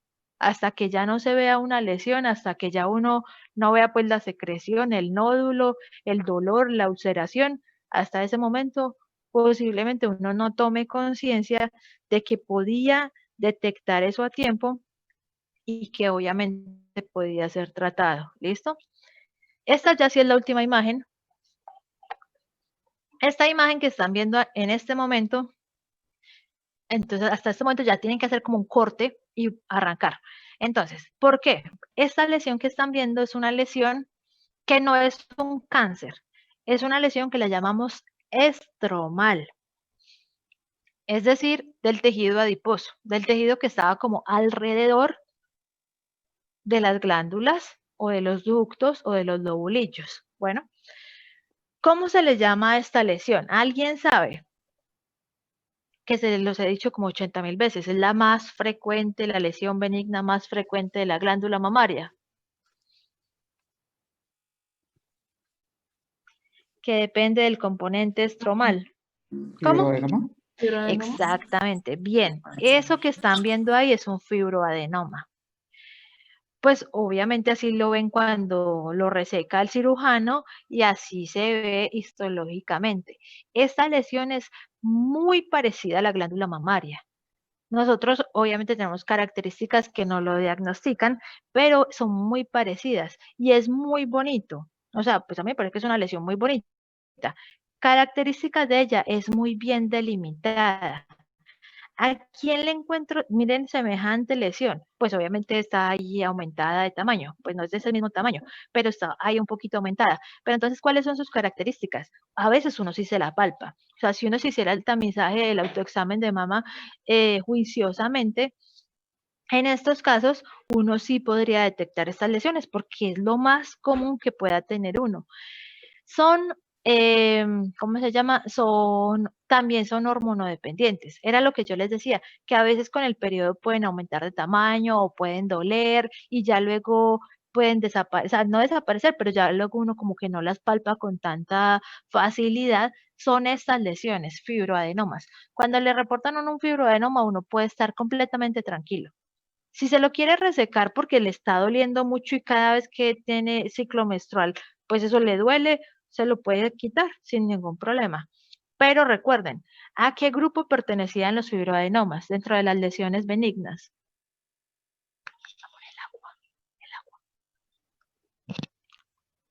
¿No proliferativas? Exactamente, no proliferativas. Por lo tanto, como ya se le comentaba a la otra compañera, la probabilidad de que eso pase a una lesión maligna es casi que ninguna, o la probabilidad de que uno más adelante desarrolle cáncer es como del 1 o 2%, eso no es nada. Eso quiere decir que uno aquí puede estar completamente tranquilo. Como todo en la vida, esta es la benigna, esta es la buena del estroma. ¿Y cuál era la contraparte maligna? Que ayer la mencionamos.